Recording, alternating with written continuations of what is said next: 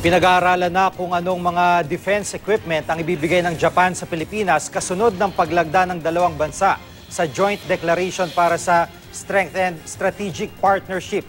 Kasabay nito, umapila naman si Pangulo Aquino sa China na pakinggan ang panawagan ng ibang bansa kaugnay sa agawan ng teritoryo sa may West Philippine Sea.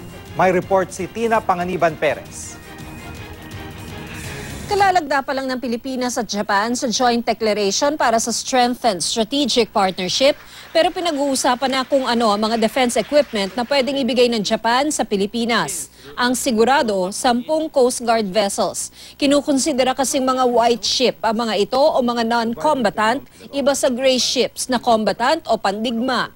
The discussions are just starting on specifically which items, which equipment.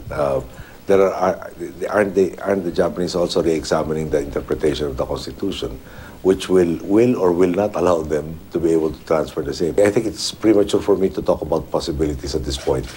I'd rather talk about certainties, as in the case with the FA-50s and the other equipment that are already either with our AFP or on the way to our AFP.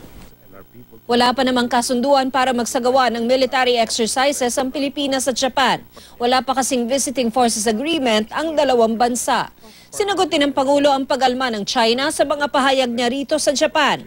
Pinaalala ng Pangulo sa China ang nilagdaan nitong Declaration of Conduct of Parties in the South China Sea na nilalabag daw ng China sa patuloy na pagkamkam nito ng teritoryo. They signed it in good faith. Is it wrong for us to ask them to adhere to that which they agreed to in 2002. Pero umaasa pa rin ng Pangulong pakikinggan ng China ang panawagan niyang pag-isipan ulit nito ang mga ginagawa nito, lalo pat marami ng mga bansa ang umaalma kasama ang Japan at Amerika.